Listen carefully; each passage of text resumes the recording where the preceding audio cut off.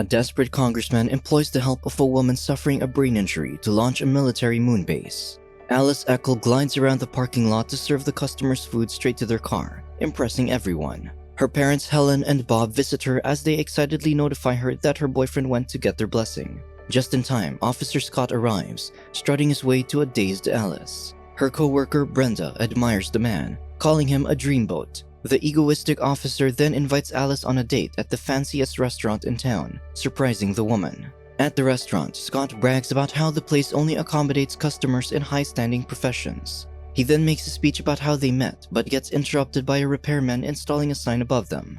Disturbing his romantic moment, Scott gets angry while Alice tries to move to another table. However, the officer insists that this is the best table, so he tries to continue his proposal. As Alice says yes, the handyman falls from the ladder above them and accidentally fires a nail into the woman's head.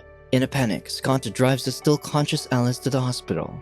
The doctor immediately finds the nail deeply embedded in her skull, deeming her situation critical. As they're about to operate, a medical representative stops them because Alice has no insurance. With that, the doctors begin snacking as they explain that their services aren't free, and Alice's case isn't urgent since she's not bleeding. Shocked, Alice asks for the cost of her operation just to be stunned by the price. As they transfer her out, the woman tries bargaining with her condition. The physician nonchalantly describes that the position of the nail in her head might affect her speech and make her drool uncontrollably. Hearing this, Scott becomes reluctant about his future wife. Another doctor then hints that her injury might make Alice aggressive in bed, giving Scott an idea. However, they also discuss her possibly going into an uncontrollable rage. Realizing the risks of their engagement, Scott slowly removes her ring, making the woman ask if they're still engaged. The man avoids the topic just as her parents arrive. Alice asks for their help, but her mother reminds her that they once offered her medical insurance versus a credit card, and the woman picked the latter. Learning that Scott is putting their engagement on hold, her parents suggest fundraising to solve her financial problem. At the fundraising event, Alice finds strangers chatting about her condition. Her aunt Rita assesses her head, insisting that she has the right since she's a doctor, but Alice corrects that she is a veterinarian. Helen then introduces Reverend Norm, who welcomes her possible return to the church.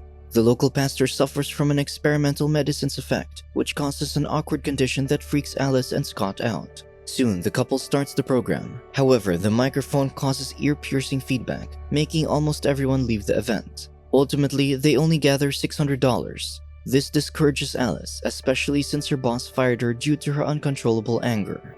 Desperate, Alice allows Rita to operate on her for free despite Scott's reluctance. Anxiety peaks as Rita performs the procedure in the living room, treating her niece like the cow she often operates on. The older woman locates the nail and starts pulling it, only to lose grip. Her action ends up shifting the nail into an area containing Alice's emotions, filling the woman with anger, which scares Scott and the others. Unable to handle things, the man breaks up with Alice, leaving the woman in tears. 3 weeks later, Norm and Keyshawn visit Alice to see that her condition has worsened. The men suggest taking her outside for relaxation, but Helen tells them they tried, and Alice's unpredictable anger caused panic and destruction. Empathetic to her situation, Keyshawn shares how he joined a weightlifting program. However, due to carrying weight beyond his capabilities, he developed an awkward injury and had no medical coverage to operate on it.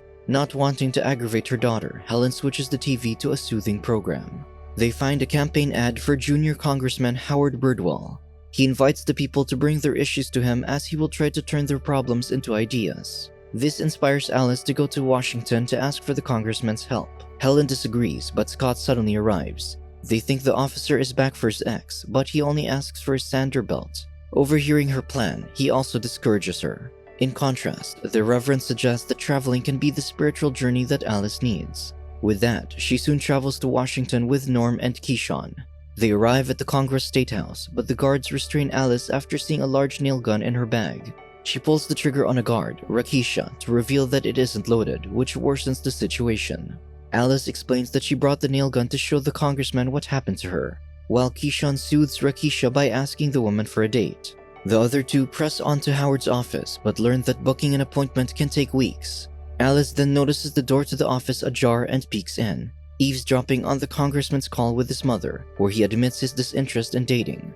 Howard's secretary notices Alice and pushes her out. Just then, House Leader Pam Hendrickson arrives and speaks to Howard privately. Immediately, the junior panics while the woman pushes him to help her get her military moon base project approved. She orders him to find a representative for her cause who they can manipulate to endorse their moon base within a week. Suddenly, Congressman Bill announces that he got the girls' cause support by promising them a Shakira concert, which delights the housewhip. With that, Pam urges Howard to step up as she can replace him anytime. After being chased out, Alice plots to barge into another office to plead their case to any government official. However, Norm starts feeling sick due to his condition, so Alice advises him to rest at the motel. Determined, the woman barges into a random office alone, only to be shut out. As her anger starts flaring, Alice luckily comes across Howard and greets him immediately. She immediately tells him about the medical care problem people face without any solution due to a lack of financial capability. However, the congressman claims that he can't help her since he's tied up with his higher-ups' projects and orders. The man rants about his constricting job, unaware that Alice's head gets hit by a worker carrying a statue. This moves the nail to trigger her lack of inhibition, so the woman kisses the congressman, startling him. The woman and a very willing Howard hide in the cloakroom and conduct an uncontrollable passion.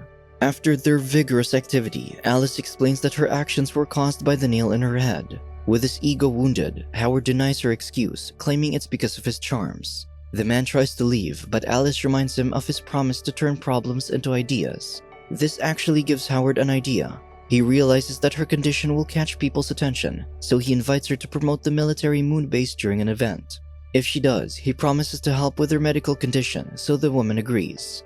Later, Alice tells Norm about her agreement with Howard, impressing the Reverend on how she got the official sympathy with one conversation. Hearing this, the woman becomes nervous, remembering her outrageous actions in the cloakroom. Suddenly, Keyshawn returns from his date with Rakisha. He smugly shows off his new girlfriend's painting, portraying him as the leader of a wolf pack. However, he clarifies that he didn't mention his condition to her. Instead, he told Rakisha that he was there only to support them, which impressed the woman. With that, he asks his friends not to tell her the truth. Later, the group attends the conference where Alice has to speak to the public. This makes the woman nervous since she didn't prepare a speech, so Howard instructs her to plead that the moon base will help her with her injury. When she doesn't see the connection, Howard implies that the base will protect the citizens. He adds that they'll also talk to the leaders about including an emergency healthcare law in their bill. He then introduces them to Pam, whom Alice admires since the woman was an astronaut before entering politics. When Bill presents a girl squaw to give a speech for the moon base, Howard proudly declares that Alice will give one too. Uninterested, Bill ushers the girl squaw for their interview, where they promote going on a hike on the moon base.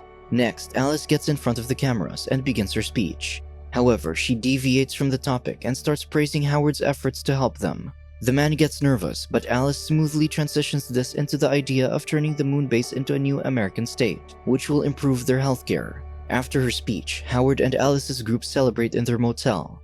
During this, Howard receives a message that the moon base bill received a big Paul bounce, so their house speaker wants to meet Alice tomorrow. Later, Alice and Howard discuss their lives' ongoing trials. The man has always dreamed of being a forest ranger, but no one understood why, so he went to law school to not disappoint his loved ones.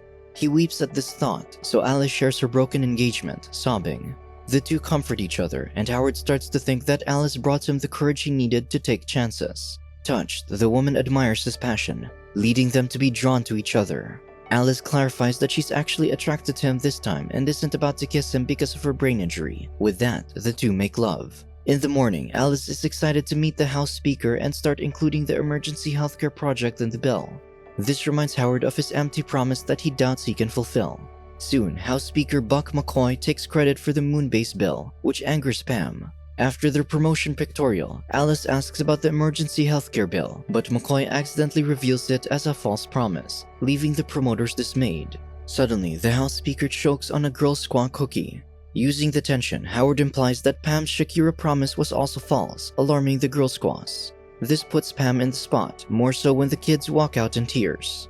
McCoy starts struggling to breathe, so Norm does the Heimlich maneuver, which becomes extremely awkward. When this doesn't work, Alice uses a defibrillator to revive the man, unaware that Pam had unplugged the machine to prevent her hard-earned project from falling into someone else's hands. Ultimately, the old man ends up in his passing, much to the former astronaut's pleasure. As she attends the House Speaker's funeral, Scott sees Alice on TV. With him is Brenda, but now that his ex-fiancée is gaining popularity, the officer's interest diverts back to her. At the funeral, Pam practices her eulogy when her assistant, Edwin, reveals that he saw her unplug the defibrillator, which she dismisses. Howard joins Alice by the pews, but the woman is still fuming that he lied to her. He admits his fault, but asserts that Alice inspired him to do better. He offers to let her use his one major surgery voucher from Congress, but she refuses since she wants her friends and all other struggling patients to be helped too. With this in mind, Alice stands up and addresses the mourners. She asserts that McCoy was a hero and embraces his grieving wife. Upstaging Pam, Alice takes the podium and claims that McCoy took time to see her due to her brain injury that could kill her at any time. When he died in her arms, he told her that Americans should be given affordable healthcare instead of a moon base. Alice lies that the House Speaker wanted the emergency healthcare law passed instead of the moon base bill. Touched, McCoy's widow declares that this is true since her husband was a caring man. With that, the mourners give Alice a standing ovation, much to Pam's annoyance. After her speech, the reporters bombarded the woman with questions as she desperately tried to catch Howard. However, Pam has the young congressman chased away, seeing that he cannot control Alice's group. Escaping the media, Alice finds Howard hiding in a room. The official praises her, and as the two compliment each other's mischief, they realize they're falling for one another. This is interrupted when her friends arrive to applaud the woman's bravery. However, a girl squaw warns Alice that Pam wants to see her, which Howard thinks is the beginning of the woman's revenge. Frightened, Howard escapes out the window. Later, the girl squaws welcome Alice and her friends into their group, diverting their support to them since the Congress backed out on their promise. With that, they create the Alice cookies to raise support for the healthcare bill. They distribute the cookies and even make a viral video against the moon base. In retaliation, Pam fabricates a video to smear the girl squaw's reputation. This ruins their campaign's momentum, thus leaving Alice's group in trouble. Suddenly, Scott arrives, which surprises the woman. The man attempts to apologize while tempting her to return home and leave everything behind. Doubtful over her ex-fiancé, Alice hesitates, so the man discourages her from continuing her campaign, since it'll be dead in the polls by tomorrow. This raises Alice's superstition since no one should know the polls unless they're in Congress. She thinks Pam sent Scott to make her surrender, and a girl squaw confirms this since the officer was talking to the congresswoman earlier. With no choice, he admits that Pam put him up for it in exchange for a promotion. Still, he begs her to return with him, insisting that he really wants to get back together with her. Scott promises to support her cause, so she shares that she needs a sponsor to introduce her law to Congress. With that, Alice asks him to find Howard, which her ex promises to. The officer tracks down Howard and eventually finds him at a men's spiritual workshop retreat. He tells him to return to Alice, but the congressman insists on finishing his ritual to find his spiritual core. Because of this, Scott stays to watch him helplessly fight another warrior. Seeing that Howard isn't a good fighter, the officer encourages him to take the trophy without permission, like a real man. With that, he takes the trophy and escapes. Soon, Scott and Howard arrive at the Girl Squaw camp with more confidence to pass the bill. The congressman proudly declares that he'll resign from his party and become independent, despite it likely ruining his career. However, this will allow him to introduce Alice's bill. The man then kisses her, much to Scott's confusion. The officer punches him, declaring that Alice is his. The woman defends the man, leading Scott to discover that Alice manipulated him. She apologizes, but Scott decides to wait for Alice, sure that Howard will fail to be the man for her. The next day, Alice and her group are prepared to introduce their bill to the Congress. However, Pam has taken the role as the acting House Speaker, further complicating their position. With his newfound confidence, Howard raises the new Basic Catastrophic Care Bill, which garners much support. However, Bill arrives, handing out an affidavit from female lobbyists claiming that Howard promised to support their causes in exchange for physical satisfaction. The man defends that he only supported their cause to appease his superiors and get them to approve budgeting for his school programs, but the people are doubtful. Seeing the situation, Alice tries to make an appeal, seeking Congress's sympathy on how a small accident can ruin lives. Amidst her speech, her injury causes her pain, making her collapse momentarily. Still, her perseverance gains her applause. Despite this, her bill doesn't gain many votes, leading to Alice fainting. As her friends take her away, Howard leaves. Amidst the emotional speeches, Rakisha discovers Keyshawn's condition. Betrayed, she breaks up with him, leaving the trio back to where they started. Making matters worse, they find Howard shaking hands with Edwin, leading them to believe that he's siding with Pam again. Howard then confesses his crime to Congress, dropping his support for the healthcare bill. He instead suggests turning the congressional gym into the McCoy Memorial Gymnasium to honor their late House Speaker. With broken hearts, Alice and her friends pack up for home. To their surprise, they learn from a news report that the McCoy Memorial Gymnasium renovation bill was passed but contained a version of the emergency care bill. The reporter questions how Pam and the rest of Congress didn't notice this, to which she defends that her assistant is usually the one who reads her paperwork. Unbeknownst to her, Edwin happily passes by, since he intentionally didn't mention the added bill to her as his agreement with Howard. The reporter then interviews Howard, who's happy despite being fired from Congress. He then adds his declaration of love to Alice on national TV. Realizing that he's just outside, Alice runs to him and kisses him in front of the cameras. Days after, Norm officiates the wedding of Rakisha and now a congressional candidate, Keyshawn.